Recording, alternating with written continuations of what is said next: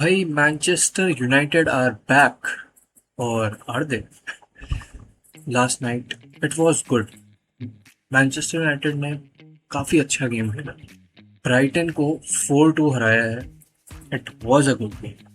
ठीक है, मैं कॉन्स पे भी आऊंगा, बट अभी थोड़ा प्रोज की बात कर लेते हैं, क्योंकि कॉन्स तो यूनाइटेड के साथ मतलब it goes hand in hand ना, मतलब United and criticism goes hand to hand. तो अभी थोड़ा सा प्रेज कर लेते हैं। लास्ट नाइट पिछले 2 गेम से जो कैरेक्टर और गेम प्ले में इम्प्रूवमेंट था ना, गेम प्ले का इम्प्रूवमेंट हमें संडरलैंड के अगेंस्ट दिखा था, वो जो 2-0 की विक्ट्री थी। एंड कैरेक्टर का डेवलपमेंट, कैरेक्टर का इम्प्रूवमेंट हमें लिवरपूल के अगेंस्ट दिखा था, जो 2-1 हम लिवरपूल से जीते हैं। इस गेम में ब्राइटन के अगेंस्ट वी सॉ दोनों चीज़ें। 4-2 की victory, well deserved, well played. और बेटर हो सकता था, I know, but 4-2 is not a small thing भाई। ब्राइटन पिछले 7 और 8 गेम से यूनाइटेड को हराती आ रही थी, या फिर यूनाइटेड को विन, मतलब एक मैच वो कभी जीते थे काफी पहले ब्राइटन से। लगातार हारती आ रही है यूनाइटेड ब्राइटन से, and finally they have won against Brighton, and that too in this fashion. तो भाई तारीफ करनी पड़ेगी ब्रायम एम्बुएमो का ब्रेस, मैथियस कूनिया का गोल, एंड कैसेमीरो का एक लकी डिफ्लेक्टेड गोल था। बट तीनों की ही प्रेज होगी, तीनों ने ही बहुत ब्रिलियंट गेम खेला।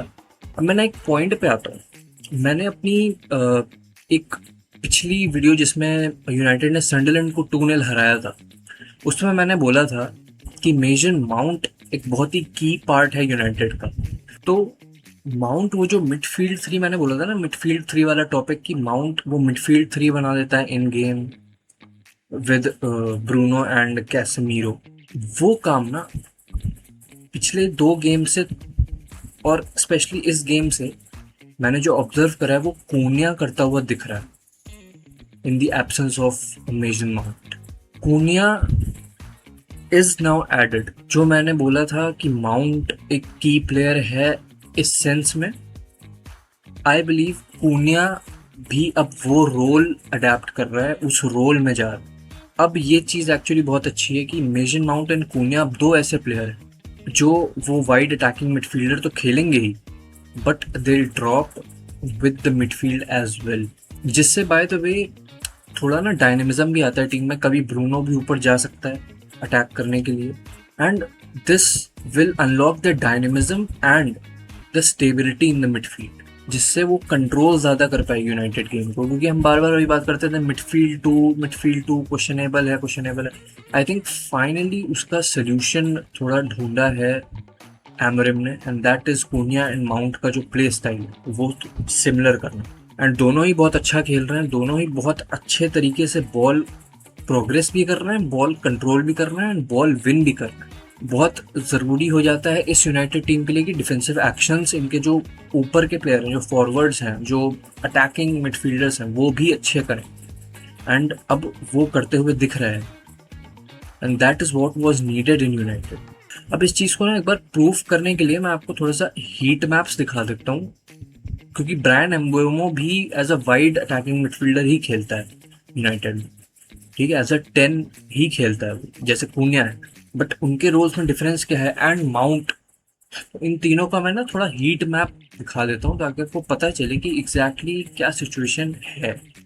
तो अगर मैं दिखाऊं, ये मेजन माउंट का सीजन हीट मैप है, और इस हीट मैप के हिसाब से अगर आप देखो तो लेफ्ट साइड में माउंट काफ़ी बार ड्रॉप भी करता है मिडफील्ड में, और ऑब्वियसली वो अटैकिंग मिडफील्डर खेलता है, एज अ 10 खेलता है, तो ऊपर भी चढ़ता है। बट ये डायनेमिज्म जो आप देख रहे हो ना, ये आपको मैं कूनिया का हीट मैप दिखाता हूँ।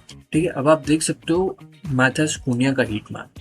अब सिमिलैरिटी देखो कितनी है कूनिया एंड माउंट के हीट मैप में। कूनिया भी ड्रॉप कर रहा है लेफ्ट साइड में काफ़ी, हालांकि कूनिया का आप देखोगे तो राइट साइडेड भी थोड़ा ज़्यादा मूवमेंट करता हुआ दिख रहा है। ऑब्वियसली वो सीजन हीट मैप माउंट बहुत ज़्यादा लेफ्ट साइडेड ही खिलाया है यूनाइटेड ने।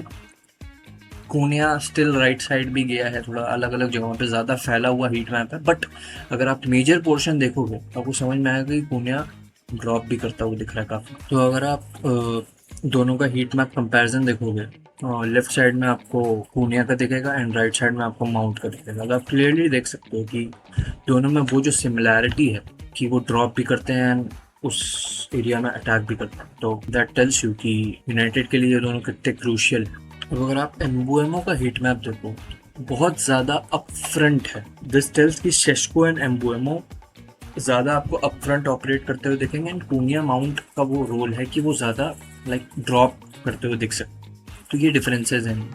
तो अब अगर हम देखें यूनाइटेड के लिए, तो ऑब्वियसली एम्बेमो का ब्रेस था बहुत अच्छा गेम, पूनिया का बहुत अच्छा गेम, शेस्को का जो गेम था, मैं इस पे एक्चुअली बात करना चाहता था कि शेस्को का फर्स्ट हाफ उतना उतना अच्छा नहीं था और मतलब कम इन्वॉल्व हो रहा था, इस उस सेंस में अच्छा नहीं। तो ऑब्वियसली एक अपॉर्चुनिटी उसको मिली थी एंड वो गोलकीपर को टेस्ट भी नहीं कर पाया, टारगेट हिट नहीं कर पाया वहाँ पे। तो ऑब्वियसली उस चीज़ में Sesko needs to be more confident और थोड़ा और इम्प्रूव करना होगा। But other than that Sesko को थोड़ा और इन्वॉल्वमेंट की ज़रूरत है। सेकेंड हाफ में बेटर इन्वॉल्व था शेस्को एंड उसने एक एम्बोएमो के लिए गोल चांस भी क्रिएट किया एंड एम्बोएमो ने बरी कर दिया उसे। बट शेस्को को थोड़ा और इन्वॉल्व होना होगा बिकॉज जितना ज़्यादा शेस्को इन्वॉल्व होगा ना, यूनाइटेड गोइंग फॉरवर्ड ज़्यादा बेटर खेलेगी। क्योंकि शेस्को अभी हम देख रहे हैं ऑब्वियसली ड्रॉप भी करता है, टीम के साथ कंबाइन करता है, एम्बुएमो कोनिया इन लोगों के लिए बॉल्स भी निकाल देता है। That's a very good thing. But that's a very good thing but Sesko का जो मेन काम है इस टीम में, उसको बॉल फीड करोगे तो हाइट का यूज़ करके, वो चीज़ अभी उतनी होती हुई नहीं दिख रही है। तो शेस्को और इन्वॉल्व होगा तो यूनाइटेड और बेटर चढ़ पाएगी ओपोनेंट पे और गोल अपॉर्चुनिटीज और बेटर बन पाएंगे। इस गेम में काफ़ी गोल अपॉर्चुनिटीज बनी थी, इनफ अमाउंट ऑफ बनी थी, बट एरियल प्रेशर है ना, वो अभी यूनाइटेड में कम है और एंड वो शेस्को इम्प्रूव कर सकता है। इसके अलावा आई थिंक कैसेमीरो का बहुत अच्छा गेम था, बट स्टिल आई थिंक एक जनवरी में यूनाइटेड को मिडफील्डर साइन करना होगा and that has to be opponent team का एक player, that is Carlos Baleba. I think उसको टारगेट करना होगा यूनाइटेड को बिकॉज वो एक प्लेयर है जो गेम चेंज कर सकता है। वो एक प्लेयर है जो पूरे 90 मिनट्स उससे भी ज़्यादा गधों की तरह भाग सकता है और वही चाहिए यूनाइटेड को।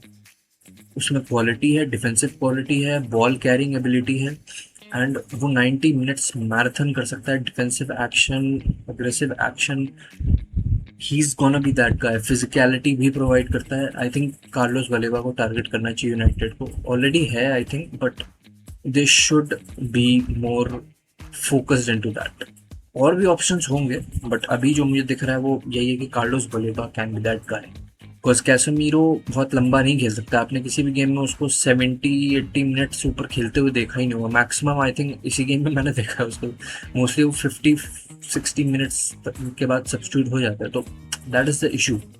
इनको एक फुल टाइम कह सकते हो आप, फुल टाइम मिडफील्डर चाहिए होगा along with Bruno. Adam Wharton को जरूर यूनाइटेड सोच रही थी बट एडम वॉर्टन उस टाइप का मिडफील्डर नहीं है। He is more creative, he is more like थोड़ा क्रिएटिव वैसा मिडफील्डर है। हमें चाहिए मैराथन, दिहाड़ी मारने वाला मिडफील्डर एंड वो कार्लोस बलेबा होगा। तो आई थिंक यूनाइटेड के पीओवी से अच्छा गेम था एंड इस पे बिल्ड करना होगा, इम्प्रूव करते रहना होगा। अगला गेम नॉटिंघम फॉरेस्ट से है, उनके अगेंस्ट आई थिंक यूनाइटेड अच्छा कर सकती है बिकॉज वो अच्छे फॉर्म में भी नहीं है नॉटिंघम फॉरेस्ट। कॉन्फिडेंस होगा एंड आई थिंक फॉरेस्ट के अगेंस्ट रिजल्ट निकालना भी बहुत ज़रूरी है। अच्छा खेल रहे हैं और बेटर करना होगा यूनाइटेड को। एंड एक इशू मैं बता दूं, कैसेमीरो जब चला गया था after 70 minutes he got substituted and उसके बाद यूनाइटेड बहुत ख़राब खेली, डिफेंसिवली खुली थी काफ़ी। ठीक है, तो वो एक इशू है। इसी वजह से मैं कह रहा हूँ कार्लोस बलेबा की ज़रूरत है हमें, because he will be the guy जो मिडफील्ड रन कर पाएगा और गेम को बेटर इन स्पेसेस में जहाँ पर यूनाइटेड ट्रबल कर सकती है। क्योंकि 2 गोल खा लिए थे ब्राइटन से और वो गेम कहीं भी हो सकता था। They need to improve upon this. Liverpool अपना गेम हार गई है एंड पहले 5 मैच लगातार जीतने के बाद अगले 4 गेम्स लगातार हार चुकी है लिवरपूल। मैं इसमें ज़्यादा बोलूँगा नहीं क्योंकि लास्ट सीज़न अगर याद हो सिटी के साथ भी कुछ इसी टाइम के अराउंड ऐसा हो रहा था कि वो लगातार फॉर्म ड्रॉप कर रहे थे। तो लिवरपूल के साथ भी वैसा ही हो रहा है, डिफेंसिवली प्रॉब्लम आ रही है। साला का गेम कहीं नज़र नहीं आ रहा था, एंड में जाकर ज़रूर उसने गोल मार दिया, बट साला वॉज कम्प्लीटली गायब। ठीक है, इस गेम पर मैं ज़्यादा नहीं बोलना चाहता हूँ, because when things are going good then what is the issue, and क्यों थिंग्स अच्छी हैं मैं ये बताता हूँ। तो चीज़ें अच्छी होने का रीज़न ये है, मैनचेस्टर यूनाइटेड फोर्थ पे आ चुकी है। ऑल्दो एक गेम कुछ टीम से ज़्यादा खेला यूनाइटेड ने, तो आई प्रिडिक्ट कि फिफ्थ या सिक्स्थ इस गेम वीक पे एंड करेगी यूनाइटेड। एंड लिवरपूल और एंड चेल्सी और नीचे जाने वाले हैं। आई थिंक चेल्सी, मतलब चेल्सी तो आई थिंक वही रहेगी, एट्थ पे ही रहेगी। आई थिंक पैलेस का गेम आर्सेनल के अगेंस्ट है, तो लाइकली यही है कि पैलेस या तो हारेगी या ड्रॉ करेगी। तो उस पीओवी से देखे तो चेल्सी प्रॉब्ली एट्थ रहेगी, and Liverpool I think seventh आ जाएगी अगर टॉटनहम अपना गेम जीत जाती है। ये सिचुएशन है जिसकी वजह से यूनाइटेड फिफ्थ या सिक्स्थ होगी, and Liverpool and Chelsea United के नीचे हो। डैम भाई, मतलब